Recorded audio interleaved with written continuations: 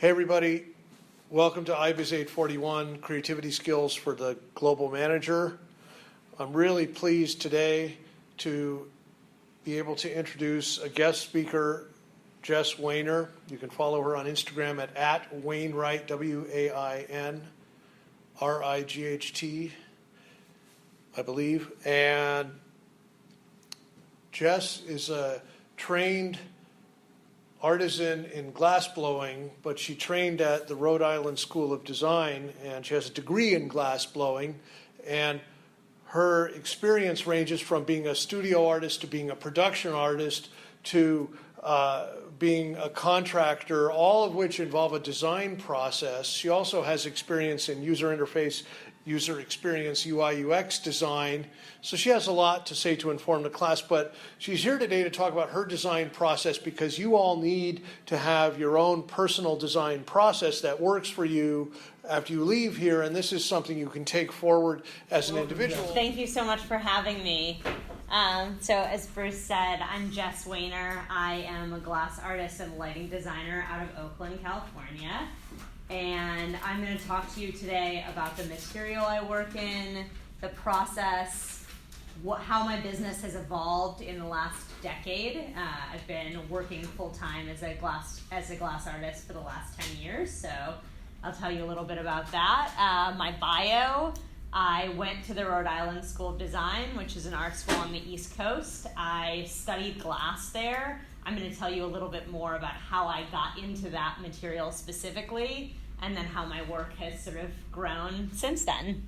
Yeah, 21 per vase, and you kind of got to pump out a lot of those to make a living, and that's kind of part of what I'll tell you about sort of what happened next.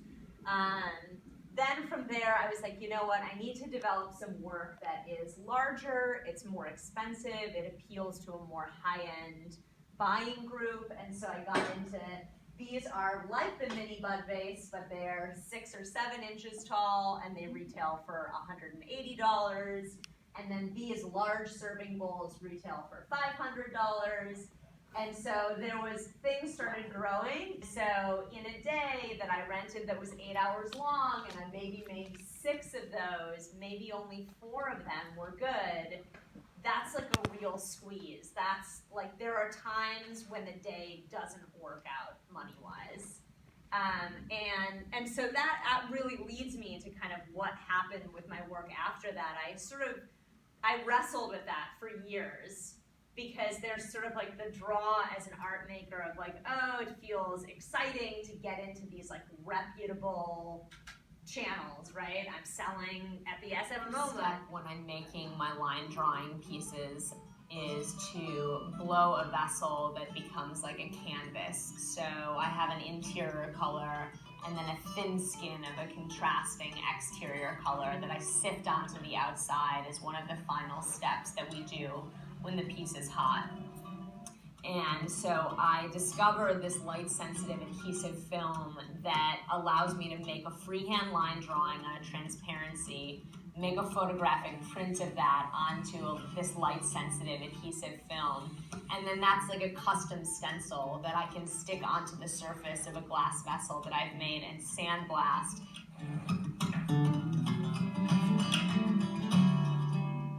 Into it, kind of like a woodcut.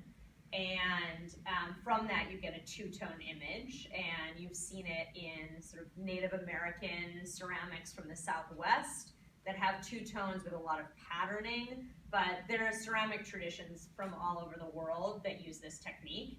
And I had worked with clay not as part of my business, but as part of my personal work, and I knew about that process, and I thought there has to be a way I can translate that to glass. And so that video is showing a photographic process that I learned about, that you could I could make line drawings on these transparencies and actually sandblast them onto the glass pieces. And so I did that project with them, and then the drawing and etching kept expanding, and it expanded into architectural glass, and I made these panels. And so what you're looking at is a stairwell that's an L shape, and the top image is looking through this etching that I drew. That was that original passion flower line drawing that you saw. Etched that onto 3 glass panels, and then when the sun shines, it projects those passion flowers onto the back wall by the stairwells and chandeliers and kind of floor lamps and desktop lamps and all the different types of lights. And then also learning about how custom lighting is made. So metal fabricators, custom electricians, installers, contractor groups, all of these different people who weren't originally part of my creative team when I was making one-off pieces. And so when I did that work with the interior designers, it really taught me a lot about this broader creative team that I was going to need to make that work. And then a handful of my private clients sort of caught wind of the fact that I was like gonna be designing some lighting, and they were like, oh, we would love to work with you on this house that we just built or this renovation that we're doing. And so maybe it would just be 2 pendant lights over an island in a kitchen or in a foyer, you know, as that first image is a huge chandelier. But for all of these pieces, I basically would be brought in by a homeowner, and maybe they have a site where they know they want a light, but typically I would come to them with my concept about what that light should be. And the way I figure that out is I investigate the architecture, I spend time with the house, either, you know, the lines, the angles, the materials they used, what you can see out the windows, and I would go like at different times of day and really experience that space. And then it's like building empathy with the building. Absolutely, yeah. So if I was thinking about that as like a design consulting gig, that's the discovery phase. That's the first phase where I'm coming in and I'm just like collecting all of this data about what's special to me about the space. And so I start there, and then I start working collaboratively with the homeowner to learn what's special to them about the space. And some of it maybe isn't even about the space. Maybe it's like when they were 5, they had yellow wallpaper in their bedroom, and from that moment on, yellow is their favorite color. They want the light to be yellow. And so sort of getting into the psychology and history of how did this client build their aesthetic sensibilities. And so sometimes, like for that first image, I spent 9 months with the clients who commissioned that work, and I met with them every 10 days. And I started with kind of my ideas about the architecture, and then I interviewed them. And then I made glass samples, so some like material prototyping of different colors and textures. And then from there, then I finally make drawings of the space with a proposal drawing of, okay, I want to make a light that looks like this, and maybe I'll do 5 proposals. And I meet with them, and they say, okay, I hate those 3, throw them away. Those 2 are really resonating with me, and then we refine them together, and then I'm off and running and I build it. So do you guys have any questions about kind of how I work with clients or anything about that? No? Okay. So I really wanted to point out this specific project because I know that Bruce has talked to you about failure and how essential that is in kind of refining ideas and getting to something really great, and also taking risks. And so some of these larger residential projects have had the budget that has kind of supported me in taking risks that previously, when I'm looking at that like $650 I'm spending in that day, there's more tension and it's harder to take those risks. So for this project, there's this kind of wild stone wall that you can see on the inside of the house. And I just thought that material decision by the architect was so unique and so interesting and really evocative. It made me think of so many stone walls in history in different places in the world. And so I really wanted to use that as my springboard. I knew the piece should be about the stone wall, but I wanted it to be a conversation with the stone, speaking to the architecture. So I decided I wanted it to be clear glass. I wanted it to feel like stone. I wanted it to light up. And in this project, I really had no idea how I was going to make it. I pitched the concept to my clients before thinking through the technical aspects entirely. I said, like, we need a large, clear stone sphere. That's what the light's going to be. And they thought, great, love the idea, let's go for that. And so as I kind of started prototyping, I made clay models of it, just like clay that a kid would have. I built little bricks. I went to like the scrap yard and I bought rectangular metal tube stock and I blew hot bubbles into this tube stock and I tried to stack those up and build a sphere that way. And then I kind of didn't know how all those blocks were going to be attached to each other. The armature was going to be too complicated, too visible. And so as I went and as I had these different experiments and sort of trials, like, okay, maybe I make it this way, maybe I make it that way, both on my end as far as figuring out how to make it, and on my client's end as far as giving them an opportunity to provide feedback to me, so I could be like, oh, having a really big armature holding all these bricks is a constraint that they're not open to. They don't want to see a bunch of metal, they want the piece to be about the glass. And so it kept refining, and we actually had to make this 3 times. On the third one, we got it right, and that's the one that's hanging in the house. And I'm going to just show you was that because I started with the concept that I was really passionate about, my clients were really on board with me the whole time. So even though we came up against technical issues where it was like, oh, like, at the end, this is a traditional lost wax casting process, which basically means I sculpted that form out of hot wax, and then I invested it in plaster silica, which is a mold-making material, and then I steamed out the wax, and that's how we had that negative space in that mold to blow into and make a glass piece that is in that form. That was a process I didn't know how to do.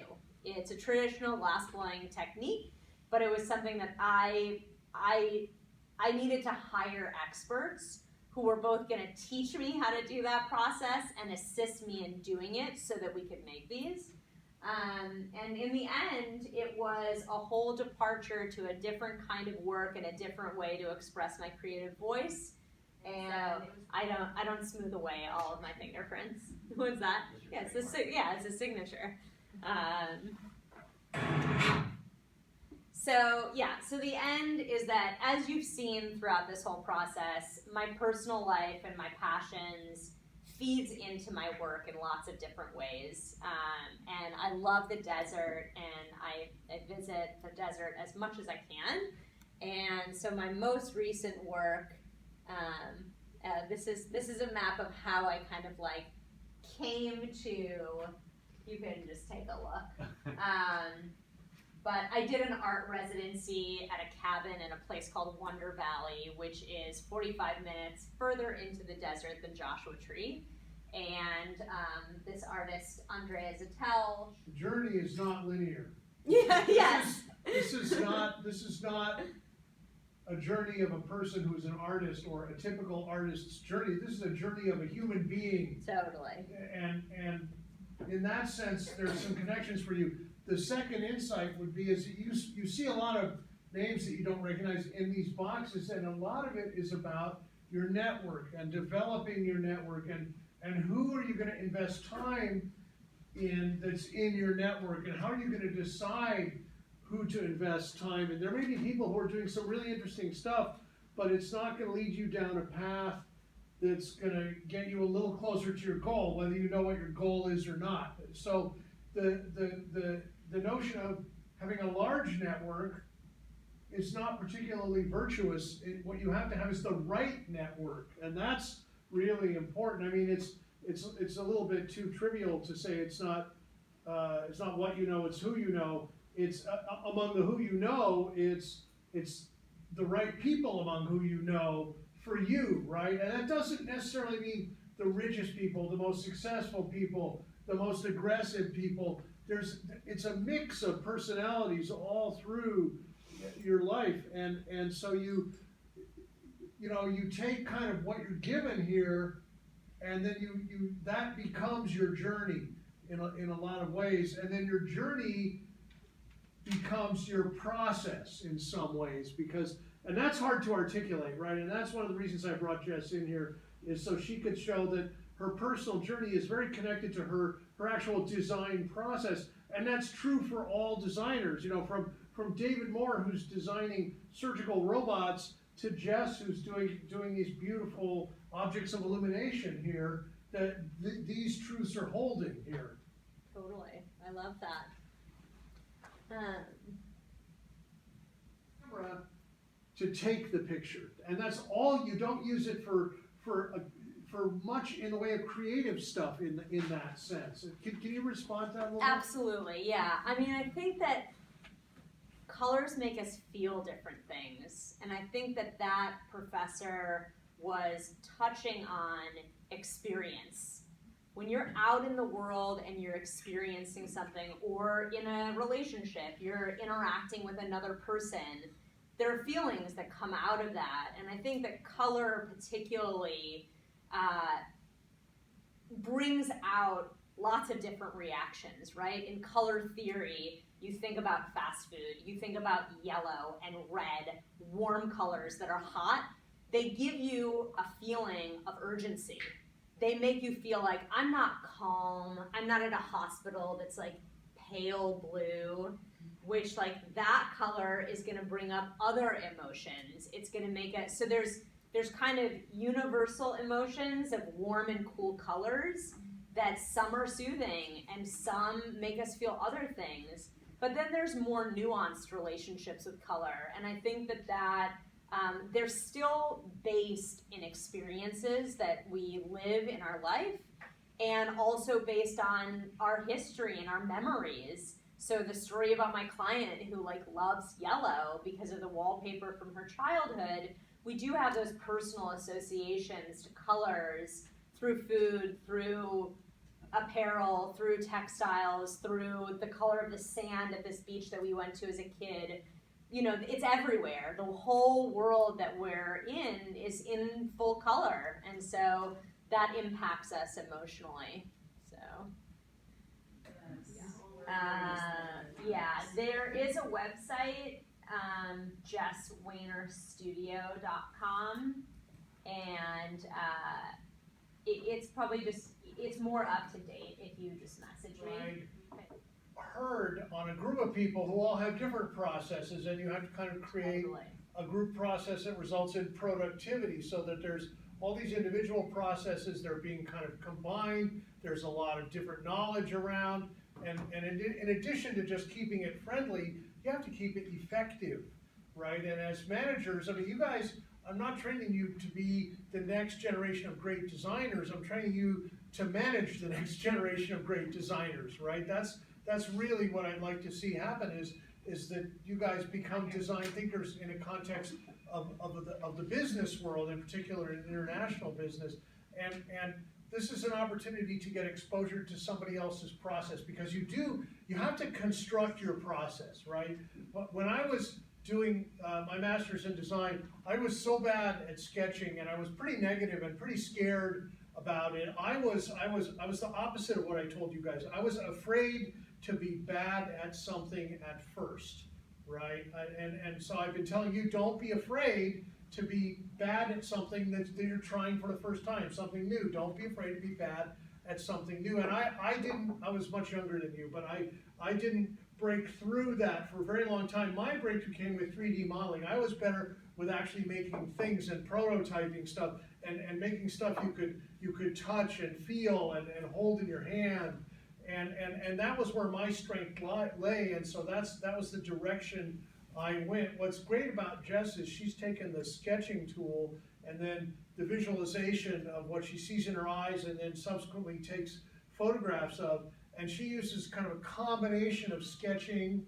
Do you have any? You don't have any pictures of? I do on the site, but let me just. You know what I'm talking about of your sketch log. Yes. Because I love her idea log is just wonderful to look at, and you can sort of see sometimes how this little black and white sketch here became this beautiful, colorful piece of glass. You can get an impression of that, and I don't know. Maybe you can pull something up on that. I'm not sure, but the importance of having a personal perspective, which is really your process, is really important, even if you're not going to be the next, Giugiaro. I can show you a little bit about how drawing and also physical prototyping plays into these processes. So this is a full-scale paper model that I built and actually got on scaffolding and hung in that site at the house. And then together with my clients, we made adjustments, and then I brought it back and took all the measurements and took that to the metal fabricator team, and they built it. But sort of what Bruce was talking about with management and managing teams, that has been a huge learning area for me as my work has transformed. I went from me and my glass blowing assistant and UPS. Those were the only companies that I was working with to make the bowls and vases and get them out, right? Maybe a freight shipping company that would palletize a bunch of work and get it across the country. And then when I got into doing the larger scale illuminated work, the sort of balance between how much of an expert do I need to be in this other thing that this other essential component of my team is performing. So it's like, I don't need to become an electrician. I don't need to become a metal worker, but I do need to learn enough to be able to communicate effectively with them to get my work made. And so that has certainly been something that's evolved over time. And I've learned a lot, and there have been times where I didn't know enough about the metalworking techniques that they were doing to understand, I got a bill for $6,500 for that. Why was it that much? And so some of it is on a cost standpoint, some of it is how long it takes, some of it is just learning the language of I don't need to be able to do it myself, but I need to be able to talk about it. And that's also something in my work as a user experience designer and researcher that came out, which is like, I don't need to be able to write code, but I need to understand enough about common coding languages to be able to communicate with engineers and communicate with the PM on my team and communicate with our clients about how much it's going to cost, how long it's going to take.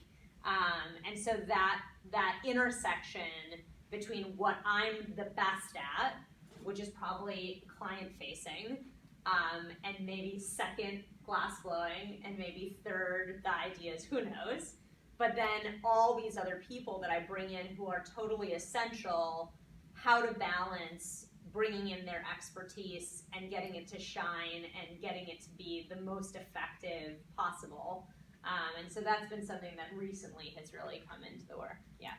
I feel like everything you describe is basically also relates to the intellectual blocks, where if you don't learn all these things, you would have the intellectual block that you don't have the information. Totally. And then expressive blocks is how when you learn these, and then you have to tell the engineers or electricians how you want it. Absolutely. Did you ever find, and you're paying these, some of your providers cost a lot of money to use, Totally. right? I mean, can you reflect on that a little bit? Yeah, I mean, I think that that insecurity that's natural for everyone running any business, any team, it's just important not to show that to the client. So I think that for me in that kind of, in that space, it's just kind of how do you find confidence in uncertainty? So there is kind of like, okay, like I don't know everything about everything that's happening, but I know enough to move forward with confidence and to be like, I did my best to assemble the best team that I could. There are things they're doing that are beyond me or outside of my wheelhouse, and that's okay. And I have to trust. I have to give into it. I have to be like, you know what? Part of managing a team is I cannot do everything. The business will never grow. I won't succeed. The work won't get done. You have to just sort of give in some ways.